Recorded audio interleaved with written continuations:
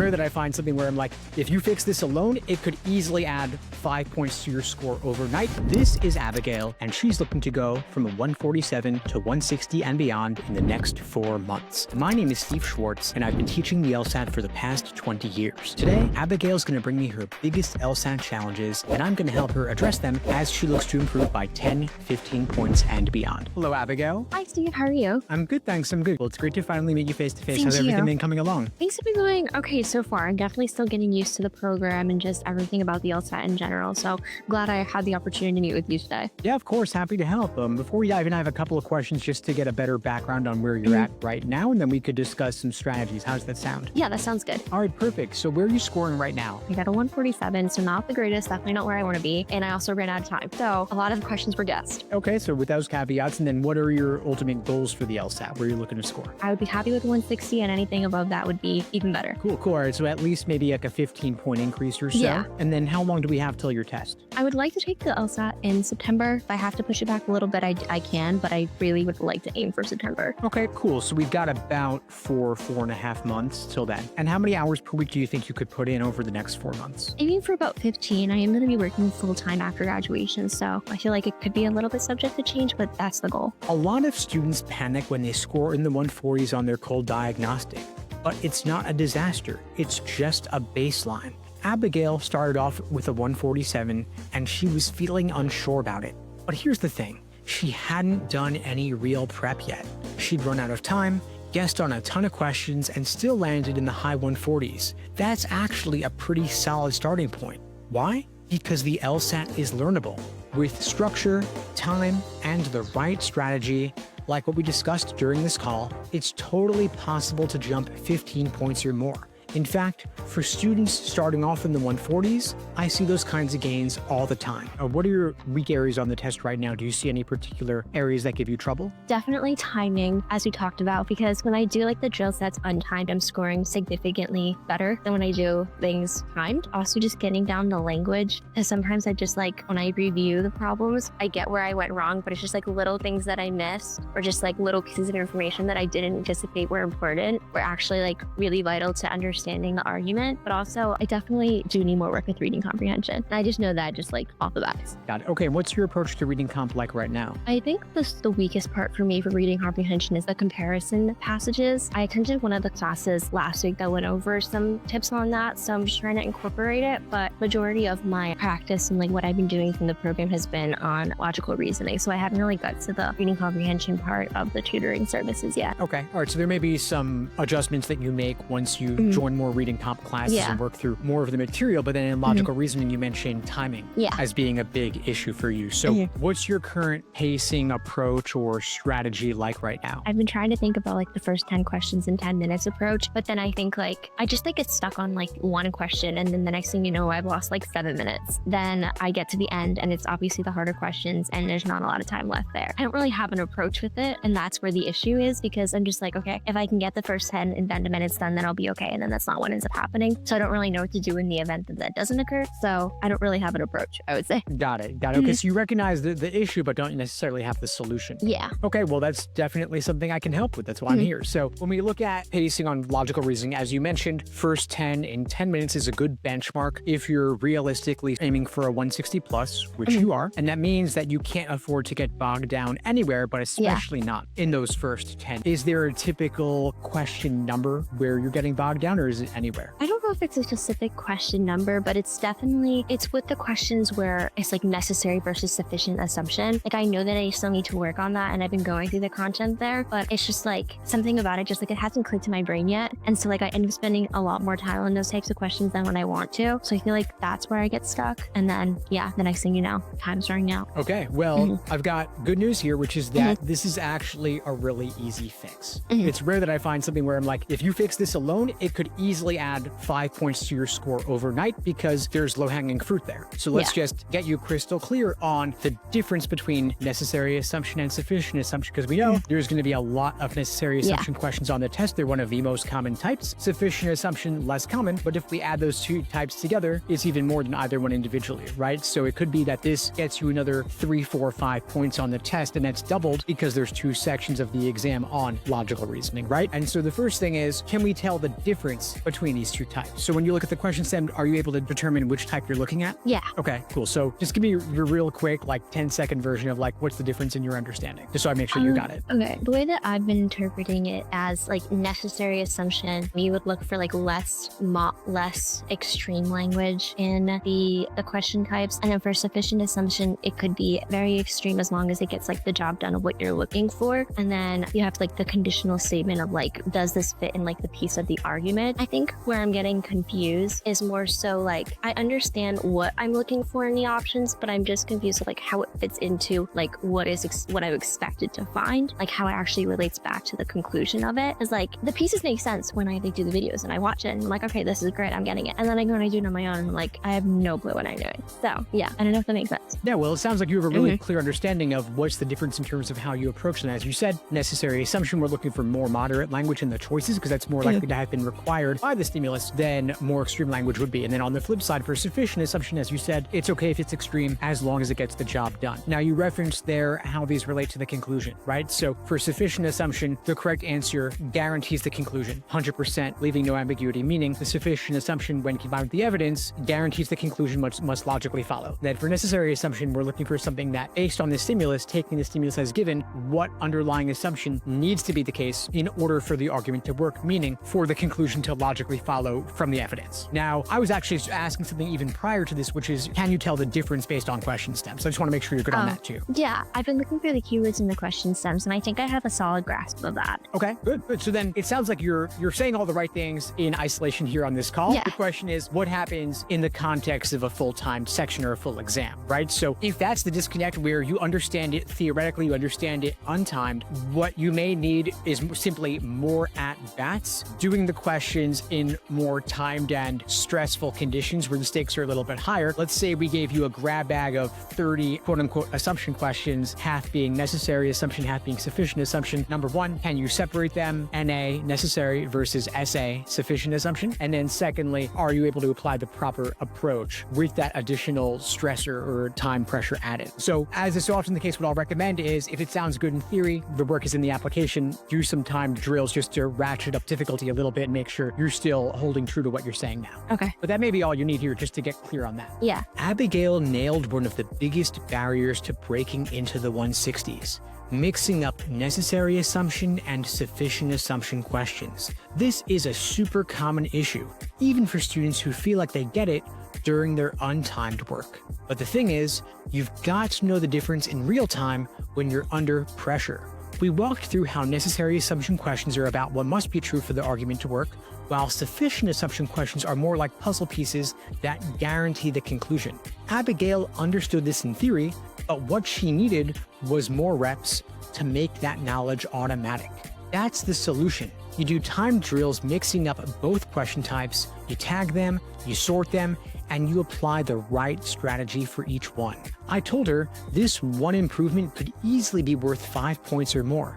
And when you're aiming for a 160 plus, that's a big part of the journey. Now, you mentioned that this is an area where you get bogged down. And so when people get bogged down or they get stuck and then the clock is ticking and they're wasting time, sometimes it's because just they get stressed and get tunnel vision, or everything looks blurry or looks like a foreign language, right? And so does that sound familiar to you? Yeah, I would say like sometimes when I'm doing like those types of questions, if I just don't understand the stimulus or something, then, I focus too much time on that. And then I'm like, okay, well, if I can't understand the question, like I'm not gonna be able to get the right answer. And then it's just like a spiral of like, I don't actually know what I'm doing instead of trying to figure out what I'm supposed to be doing. And so, yeah, it's just like a little stress anxiety thing. Yeah, of course. And that happens for so many students here. And one solution to that is what we just talked about, where if we can systematically, one by one, identify all the areas where you tend to get stuck, if there are commonalities in where you get bogged down or where you are more likely to get blurry vision on a question, and we drill those prior to test day, then when you get there, like let's say you do this drill that we talked about with the necessary assumption and sufficient assumption questions. If you drill those for a month, where like every week or twice a week you were to do a drill of 30 questions of that type, do you think that your understanding would be more clear a month from now? I feel like that would definitely help.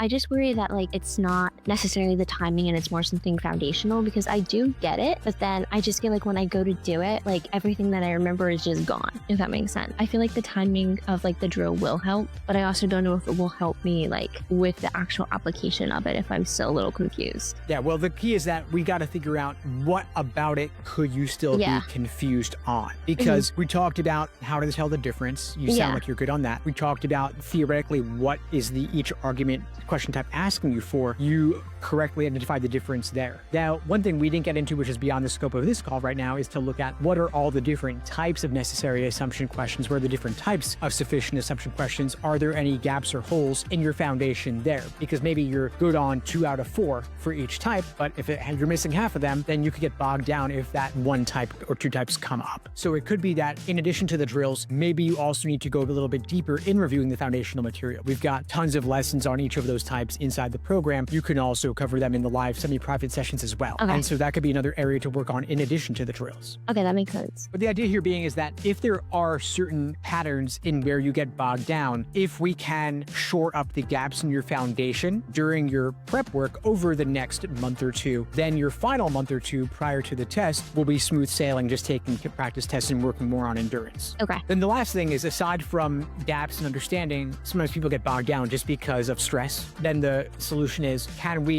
recognize when you're getting bogged down and then just make a tough decision, you know what, let's cut time here, skip it, flag it, move on, come back to it later, because everything's worth the same. Yeah, that's definitely something that I need to keep in mind, because I think like when I'm doing whatever drill sets or just like practice tests, like if I don't understand a question, instead of going back, I'll just like focus on answering it and then continue. But I haven't utilized the flag and come back method yet. Try it. I mean, it's there for a reason, and it can be incredibly useful. Ideally, perfect world, you wouldn't need to use it, but practically speaking, it's okay to use it. I mean, since every question is worth the same, there's no reason to risk getting bogged down or stuck or spending too much time on any one question, because you might be spending additional time there at the expense of some easier question later, and you want to lock down all the points you can as quickly as possible. Okay. 2 things here. 1, systematically ID every area that gives you trouble where you risk getting bogged down. You mentioned the necessary assumption, sufficient assumption. Are there any other areas where you typically find yourself maybe more prone to getting bogged down? I haven't gotten to this part of the course yet, but I do think that I need to work on like must be true statements. I feel as though there's a little bit of confusion and just like the vocabulary or like exactly what I'm looking for. So I think that that'll be an area where I need to do some more additional practice on when I get there. Okay. Yeah. So that's another big area to focus on. Again, like the three biggest types in logical reasoning are necessary assumption, inference, and flaw. When I say inference, I'm including there must be true and most strongly supported. So the good news here is that you're mentioning some of the most common question types. If you were saying, I only have trouble with evaluate the argument, or I only have trouble with parallel, I'd be like, that's not great, because those are rare types. So gaining there isn't going to gain you that many points. But if you gain points in a really common type that shows up more often, then you're going to get more bang for your buck devoting time there. Abigail described something I see all the time. She gets stuck on one question, spends way too long on it, and suddenly she's scrambling to finish the section. It's tunnel vision. You get so determined to crack the one question in front of you, you forget that every question's worth the same number of points. The fix might sound simple in theory, but it's a bit harder in practice. You've got to flag it, skip it, and move on. You don't want to get dragged down by a necessary assumption question just because it feels important in the moment. If it's not clicking after 90 seconds, mark it, keep your momentum up, and come back later. I reminded Abigail that on test day, it's not about perfection. It's about capturing as many points as you can. You want to grab all the easy wins and not let one question sabotage 5 others later. You mentioned reading comp, so I do want to make sure we talk about that a little bit as well. Now, when we brought up reading comp, you mentioned comparative passages, and I was like, comparatives, yes, a lot of people don't like them, but are you crystal clear on the long passages? Because there's 3 times as many of those. I feel as though my biggest issue with the time passages is just like going back and like I'll reread the passage a few times, and just because like I need it, and I'll spend too much time reading it, and then I get to the questions and I don't utilize the best method of like the most effective method of answering those questions, but I'm still trying to figure out like what to do there. So I feel like the way that I've been going about it hasn't necessarily been the best for like timing, and also just like understanding exactly what it is that they're presenting to me. Like I'll read it and I'll be like, okay, I have no clue what's going on. I'll read it again, and then I'll go to the question, and then by the time I get to the next question, like I have to go back again. So I feel like I'm getting there, but I don't have the most effective methods yet.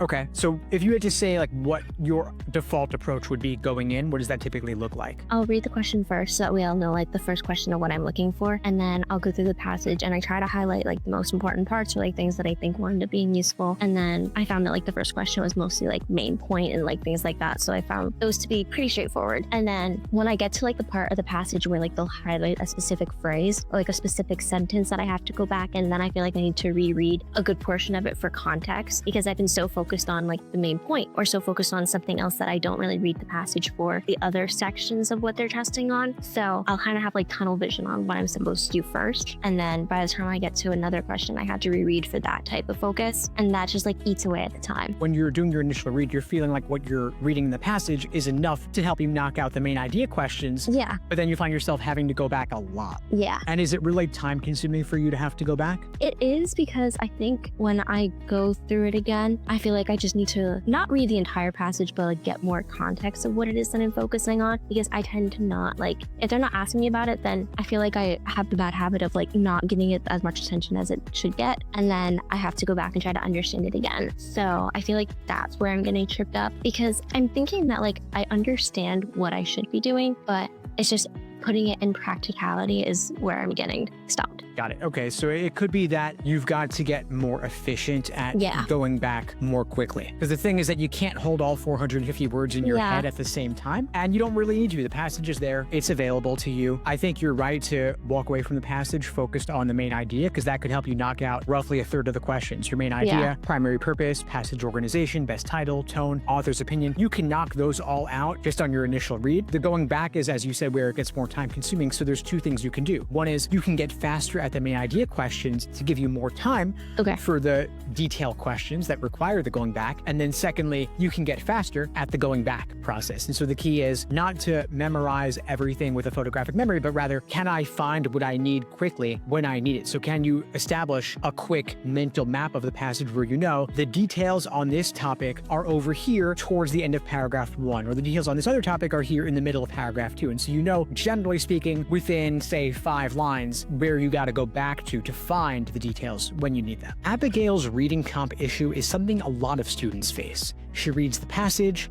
then rereads it, then has to go back a third time just to answer the questions. It's not that she doesn't understand the ideas, it's that she's not building a mental map of the passage. On the LSAT, you don't have to remember every single detail. You've just got to know where to find the details when you need them. So here's what I told her. On your first read, just get the main idea and the structure down. Note what paragraph serves what purpose. When the question later asks about a particular phrase or detail, you don't panic. You just think to yourself, where in the passage did they talk about that? If you can mentally tag each paragraph with something like author's opinion, background, or example, you will cut your rereading time in half. And that alone could be worth 3 to 4 more questions right on reading comp alone. It's okay. No, I'd say big picture here, focus on logical reasoning, because it's 2/3 of the test and you have some clear direction in terms of where to work on, not getting bogged down, working on the necessary assumption, sufficient assumption, then getting to must be true. Those are going to be some huge areas for you to get at least 5-10 more points when you put that all together. Then maybe another 5 from getting a more refined reading comp approach. That alone could get you the 15 points you need to get you into the low 160s minimum, and you've got 4 months. So even if you spent the next month on logical reasoning, another month after that on reading comp, you've still got 2 additional months just to work on endurance, a bit more on pacing, and then targeting some new weak areas that might come up. Yeah, that would be great. Yeah, of course. What else? I feel like those are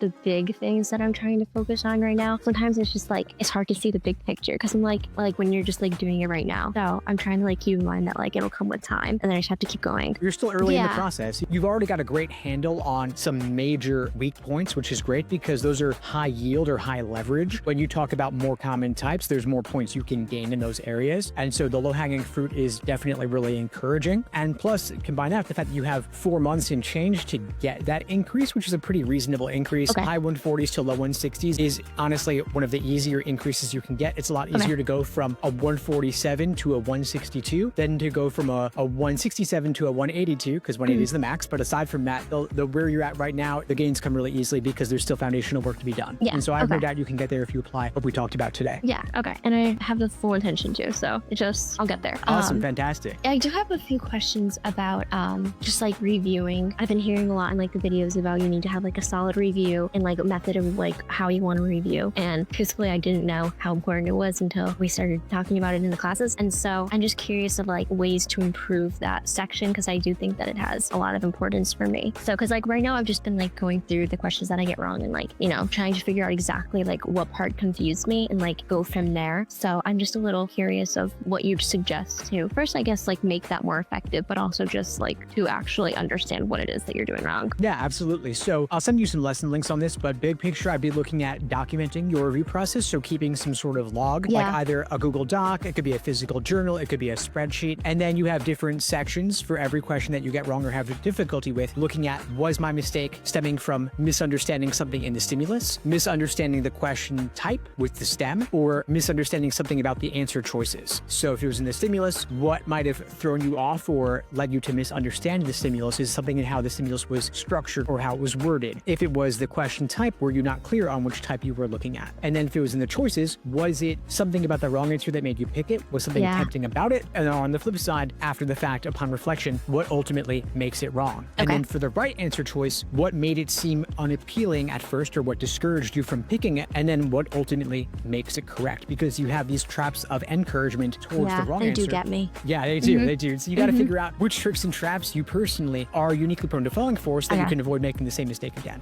Do they keep the traps like not consistent, but like are there commonalities in the traps? Oh, yeah. Okay. Oh, definitely. I mean, one thing they'll love to do, for example, is the first half of the choice will sound really good, but there's one little word in the second half of the choice that makes it wrong. And people don't read all the way to catch that little detail at the end. And over time, as you document it more, you'll see more and more of the tricks and traps, and you'll figure out which ones you've been fooled by enough times that you'll learn the lesson to not make the mistake again. And the idea is that when you do questions now, you make the mistakes now, so you can learn from them now, and then not make the same mistake on test day. Okay. And that's something that we'll go over oftentimes in the semi-private classes. And then if you're ever interested down the line, then you could also cover that in one-on-one coaching if you ever want to go that route. Okay. Yeah, that makes sense. Thank you. Awesome. Of course, Abigail. Before we wrap up, what would you say is the biggest insight you got from our call today? There's been a lot. Definitely creating a better structure for the trap, for like the things that I don't understand, and understanding that it's like foundational things and that there's areas to improve, and like doing more drill sets and focusing on timing and endurance of those can help me like get to where I want to be with those types of questions. So I would say that